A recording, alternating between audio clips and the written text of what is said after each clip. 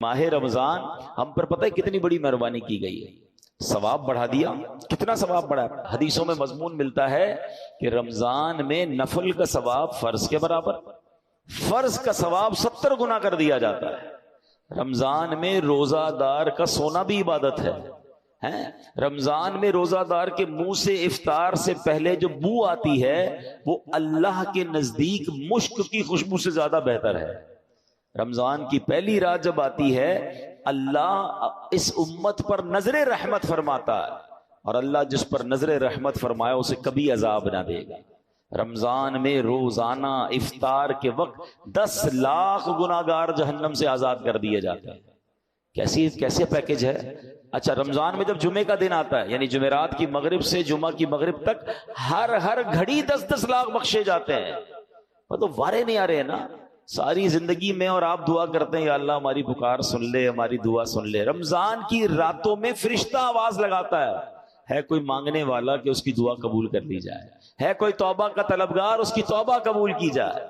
مگر سچ بتاؤ اس اسکیم سے کتنے لوگ فائدہ اٹھاتے ہیں؟ پھر رمضان کا پہلا عشرہ عشرہ رحمت، دوسرا عشرہ عشرہ مغفرت، آخری عشرہ جہنم سے آزادی کا عشرہ، آخری عشرے میں 5 طاق راتوں میں ایک رات وہ جسے لیلۃ القدر کہا گیا، 1000 مہینوں سے بہتر رات۔ اللہ اکبر، کتنی مہربانی کی اللہ نے ہم پر، یعنی ہر وہ سامان کر دیا گیا کہ میرا بندہ بخشا جائے۔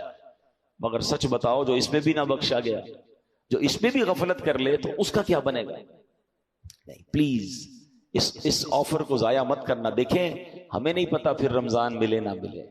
پچھلے سال کئی لوگ تھے جو ہمارے ساتھ تھے، اس سال نہیں ہے، کیا پتا اگلے سال ہم رمضان میں نہ ہو، ہمارے بارے میں باتیں ہوں کہ یار ہمارے ساتھ تھا ہمارا بھائی، اب نہیں ہے۔ تو اس رمضان کو غنیمت جاننا ہے، اپنی زندگی میں تبدیلی لائیں۔ زندگی پڑی ہے کھانے گھومنے پھرنے کمانے کے لیے، لوگ رمضان میں پیسے کمانے کی پلاننگ کرتے ہیں، نہیں، ساری زندگی پڑی ہے یار یہ کام کرنے کے لیے۔ اس مہینے میں عبادت، اللہ کو راضی کرنا ہے، اتنے گناہ ہیں، اتنی خطائیں، اب تو توبہ کرنی ہے نا۔ کہ رمضان میں نمازیں پڑھوں اور عبادتیں کروں۔ رمضان میں نیت کریں کہ ساری نمازیں باجماعت پڑھیں اور پوری تراویح پڑھیں۔ ہاں یہ بڑی گڑبڑ ہو گئی ہے آج کل، لوگ تراویح میں ڈنڈی مارنا لگ گئے۔ ایک تو ٹرینڈ آ گیا 3 روزہ تراویح، 5 روزہ تراویح، 7 روزہ تراویح۔ ٹھیک ہے اگر آپ 3 روزہ 5 روزہ پڑھ رہے ہیں، لیکن اس کا مطلب یہ نہیں کہ اس کے بعد باقی تراویح معاف ہو گئی ہے۔ تراویح چاند رات تک، عید کی چاند نظر آنے سے پہلے پڑھنی ہے۔ جس دن چاند نظر آ گیا اس دن نہیں پڑھنی، باقی پڑھنی ہے، اور 20 رکعت پوری پڑھنی ہے، کہ یہ سنت مؤکدہ ہے۔ اچھا اس کے علاوہ سمجھیے نا، حدیث پاک میں آتا ہے جس کا مضمون ہے کہ جو رمضان میں ایک سجدہ کرے اس کو ایک سجدے کے بدلے 1500 نیکیاں ملیں گی۔ ہر سجدے پر جنت میں سرخ یاقوت کا محل عطا فرمایا جائے گا، اور فرمایا ایک درخت ایسا اسے جنت میں دیا جائے گا، اس کا سایہ اتنا بڑا ہوگا، اس کی ڈائمنشن اتنی بڑی ہوگی کہ گھڑ سوار یعنی ہارس رائڈر 500 سال تک دوڑتا رہے اس کا سایہ ختم نہیں ہوگا، یا اتنا سایہ ہوگا۔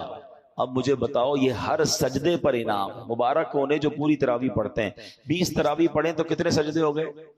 40 سجدے ہو گئے۔ 40 سجدے پر 1500 نیکیاں ملے تو 60,000 نیکیاں، 40 جنت کے گھر، 40 جنت کے درخت ملتے ہیں اس کو جو پوری تراویح پڑھتا ہے۔ اب کچھ لوگوں نے 8 پڑھ کے چلے جانا ہے، تو خود سوچے کتنا بڑا لاس کر رہے ہو اپنا۔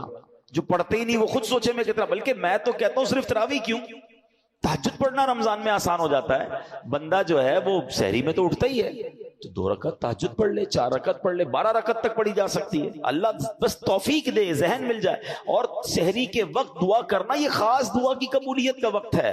اللہ کریم قرآن مجید میں کیا ارشاد فرماتا ہے؟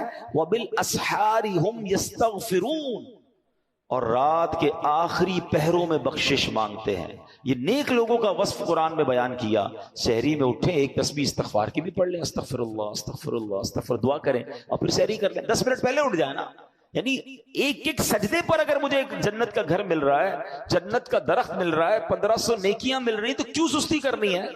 ساری رات گھومنا پھرنا، کرکٹ کھیلنا، پتہ نہیں کھانا پینا، اسی میں قوم لگی ہوئی ہے۔ نہ کریں ایسا۔ ساری زندگی آپ کھا پی سکتے ہیں، رمضان اس لیے نہیں ہے۔ پلیز اچھے کام بھی کروں، گناہوں سے بھی بچوں، تو انشاءاللہ میرا رب، اللہ کی رحمت سے امید ہے مجھے فلاح پانے والوں میں شامل فرما لے گا۔